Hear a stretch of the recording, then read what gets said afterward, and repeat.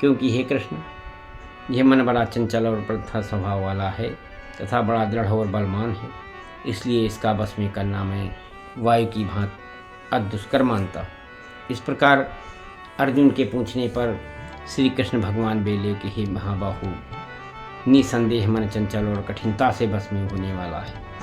परंतु हे कुंती पुत्र अर्जुन, अभ्यास अर्थात स्थिति के लिए बारंबार यत्न करने से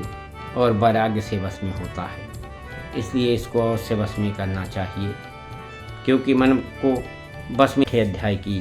कथा आपके सामने कहता हूँ, कृपया इसको बहुत ध्यान से सुने। ओम श्री परमात्मे नमः। छठा अध्याय। उसके उपरांत श्री कृष्ण महाराज बोले कि हे अर्जुन, जो पुरुष कर्म के फल को ना चाहता हुआ करने योग्य कर्म करता है वो सन्यासी और योगी है, और केवल अग्नि को त्यागने वाला सन्यासी योगी नहीं है तथा केवल क्रियाओं को त्यागने वाला भी सन्यासी योगी नहीं है। इसलिए हे अर्जुन, जिसको सन्यास ऐसा कहते हैं उसी को तू योग जान, क्योंकि संकल्पों को ना त्यागने वाला कोई पुरुष योगी नहीं होता। समत्व बुद्ध रूप योग में आरूढ़ होने की इच्छा वाले मननशील पुरुष के लिए योग की प्राप्ति में निष्काम भाव से कर्म करना ही हेतु कहा है, और योगारूढ़ हो जाने पर उस योगारूढ़ पुरुष के लिए सर्व संकल्पों का अभाव ही कल्याण में हेतु कहा है। जिस काल में ना तो इंद्रियों के भोगों में आसक्त होता है तथा न कर्मों में ही आसक्त होता है, उस काल में सर्व संकल्पों का त्यागी पुरुष योगारूढ़ कहा जाता है। यह योगारूढ़ता कल्याण में हेतु कही है। इसलिए मनुष्य के चाहिए कि अपने द्वारा अपना संसार समुद्र से उद्धार करे और अपनी आत्मा को अधोगति में ना पहुँचावे, क्योंकि यह जीवात्मा आप ही तो अपना मित्र है और आप ही अपना शत्रु है, अर्थात कोई दूसरा शत्रु या मित्र उसका नहीं है। उस जीवात्मा का तो वो आप ही मित्र है, और जिस जीवात्मा द्वारा मन और इंद्रियों सहित शरीर जीता हुआ है और जिसके द्वारा मन और इंद्रियों सहित शरीर नहीं जीता गया है, उसका वह आप ही शत्रु के सदस्य शत्रुता में बरतता है। हे अर्जुन, सर्दी गर्मी और सुख दुखादिकों में तथा मान और अपमान में जिसके अंतःकरण की वृत्तियाँ अच्छी प्रकार से शांत हैं अर्थात विकार रहित हैं, ऐसे स्वाधीन आत्मा वाले पुरुष के ज्ञान में सच्चिदानंद घन परमात्मा सम्यक प्रकार से स्थित है। ज्ञान विज्ञान से तृप्त है अंतःकरण जिसका तथा विकार रहित है स्थिति जिनकी, और अच्छी प्रकार जीती हुई है इंद्रियां जिसकी तथा समान है मिट्टी पत्थर और सुवर्ण जिसके, वो योगी युक्त अर्थात भगवत को प्राप्ति वाला है, ऐसा कहा जाता है। जो पुरुष सुहृद मित्र बैरी उदासीन मध्यस्थ देशी और बंधुगणों में तथा धर्मात्माओं में और पापियों में भी समान भाव वाला है, वह अति श्रेष्ठ है। इसलिए उचित है कि जिसका मन और इंद्रियों से शरीर जीता हुआ है, ऐसा वासना रहित और संग्रह रहित योगी अकेला ही एकांत स्थान में स्थित हुआ निरंतर आत्मा को परमेश्वर के ध्यान में लगाओ। शुद्ध भूमि में कुशामृगशाला और वस्त्र हैं ऊपर जिसके, ऐसे अपने आसन को नाति ऊंचा और नाति नीचा स्थिर स्थापन करके और उस आसन पर बैठ करके तथा मन को एकाग्र करके चित्त और इंद्रियों की क्रियाओं को बस में किया हुआ अंतःकरण की शुद्धि के लिए योग का अभ्यास करें। उसकी विधि इस प्रकार है कि काया सिर और ग्रीवा को समान और अचल धारण किए हुए दृढ़ होकर के अपनी नासिका के अग्रभाग को देख करके अन्य दिशाओं को न देखता हुआ और ब्रह्मचर्य के व्रत में स्थित रहता हुआ भय रहित तथा अच्छी प्रकार शांत अंतःकरण वाला और सावधान होकर के मन को बस में करके मेरे में लगे हुए चित्त वाला और मेरे प्राण हुआ स्थित हो गए। मेरे में इस प्रकार आत्मा को निरंतर परमेश्वर के स्वरूप में लगाता हुआ स्वाधीन मन वाला योगी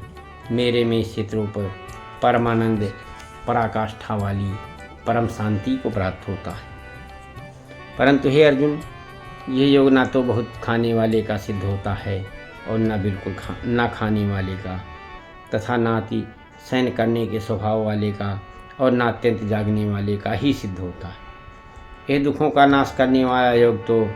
यथायोग्य आहार और विहार करने वाले का, तथा कर्मों में यथायोग्य चेष्टा करने वाले का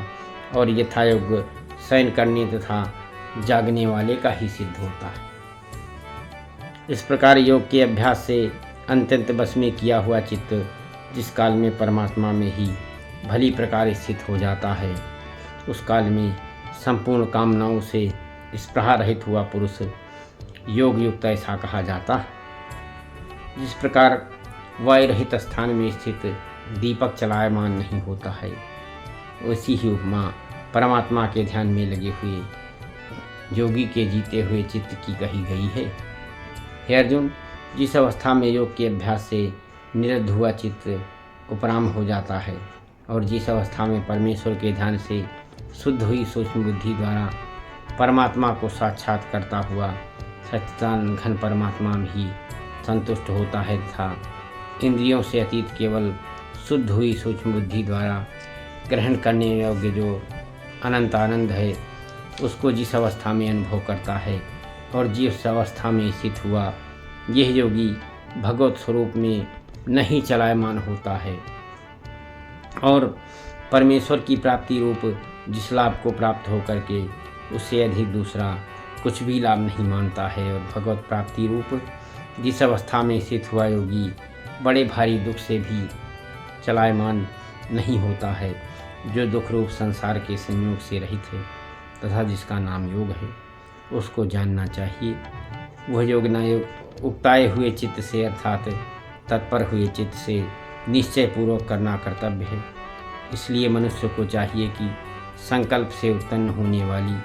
संपूर्ण कामनाओं को निश्चेषता से अर्थात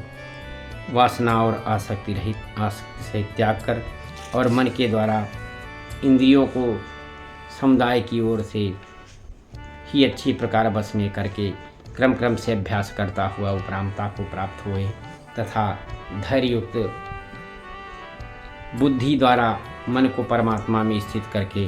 परमात्मा के सिवा और कुछ भी चिंतन न करे। परंतु जिनका मन बस में नहीं हुआ हो, उनको चाहिए कि स्थिर न रहने वाला और चंचल मन जिस कारण से सांसारिक पदार्थों में विचरता है,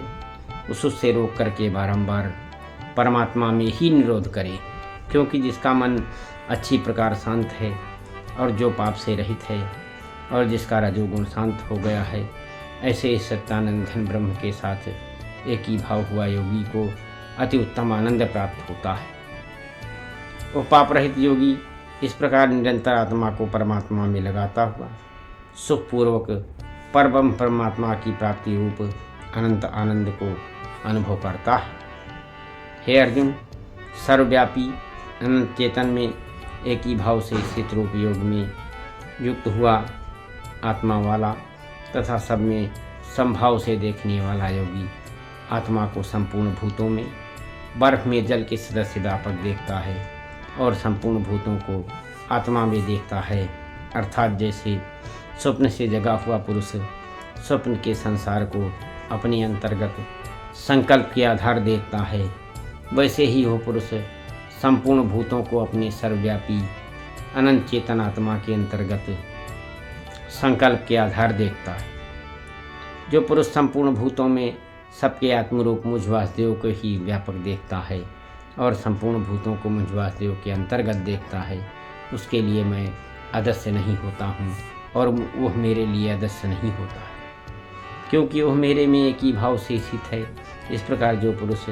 एक ही भाव में स्थित हुआ संपूर्ण भूतों में आत्मरूप से स्थित मुझ सत्यानंद घन वासुदेव को भजता है, वह योगी सब प्रकार से बढ़ता हुआ भी मेरे में ही बढ़ता है, क्योंकि उसके अनुभव में मेरे सिवा अन्य कुछ है ही नहीं। हे अर्जुन, जो योगी अपनी सदस्यता से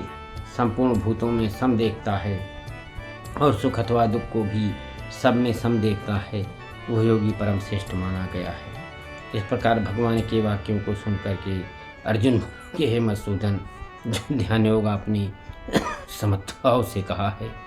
इसकी मैं मन के चंचल होने से बहुत काल तक ठहरने वाली स्थिति को नहीं देखता हूँ, क्योंकि हे कृष्ण, यह मन बड़ा चंचल और प्रथा स्वभाव वाला है तथा बड़ा दृढ़ और बलवान है। इसलिए इसका बस में करना मैं वायु की भांति अति दुष्कर मानता हूँ। इस प्रकार अर्जुन के पूछने पर श्री कृष्ण भगवान बोले कि हे महाबाहु, निसंदेह मन चंचल और कठिनता से बस में होने वाला है, परंतु हे कुंती पुत्र अर्जुन, अभ्यास अर्थात स्थिति के लिए बारंबार यत्न करने से और वैराग्य से बस में होता है। इसलिए इसको अवश्य बस में करना चाहिए, क्योंकि मन को बस में न करने वाले पुरुष द्वारा योग दुष्प्राप्त है, अर्थात प्राप्त होना कठिन है,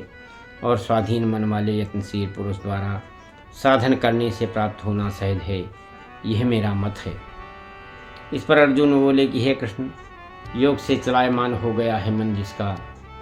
ऐसा शिथिल यत्न वाला श्रद्धायुक्त पुरुष योग के सिद्धि को अर्थात भगवत साक्षात्कारता को न प्राप्त होकर के किस गति को प्राप्त होता है। हे महाबाहु, क्या वह भगवत प्राप्ति के मार्ग से मोहित हुआ आश्रय रहित छिन्न भिन्न बादल की भांति दोनों ओर से अर्थात भगवत प्राप्ति और सांसारिक भोगों से भ्रष्ट हुआ नष्ट तो नहीं हो जाता?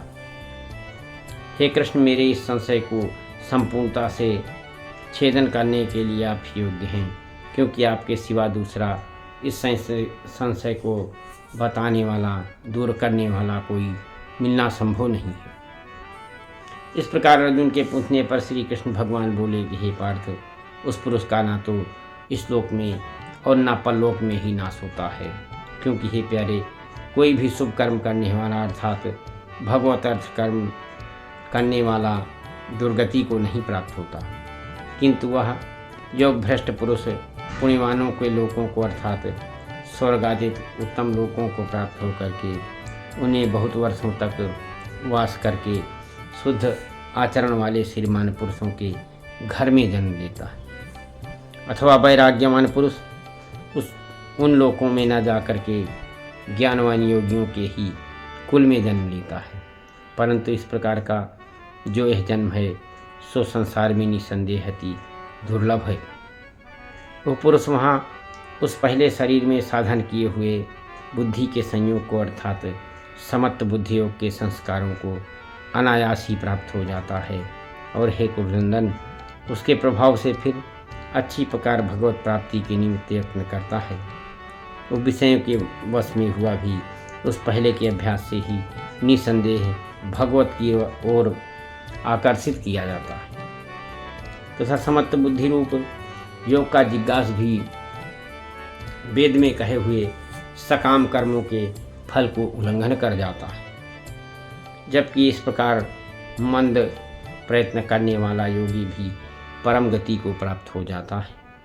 तब क्या कहना कि अनेक जन्मों में अंतःकरण की शुद्धि रूप सिद्धि को प्राप्त हुआ और अति प्रयत्न से अभ्यास करता हुआ योगी संपूर्ण कर्मों से अच्छी प्रकार शुद्ध हो करके उस साधन के प्रभाव से परम गति को प्राप्त होता है, अर्थात परमात्मा को प्राप्त होता है, क्योंकि योगी तपस्वियों से श्रेष्ठ है और शास्त्र के ज्ञान वालों से भी श्रेष्ठ माना गया है, तथा सकाम कर्म करने वालों से भी योगी श्रेष्ठ है। इससे हे अर्जुन, तू योगी हो। हे प्यारे, संपूर्ण योगियों में भी जो श्रद्धावान योगी मेरे में लगे हुए अंतरात्मा से मेरे को निरंतर भजता है, वह योगी मुझे परम श्रेष्ठ मान्य है। लक्ष्मी नारायण नारायण हरि हरि, श्रीमन नारायण नारायण हरि हरि।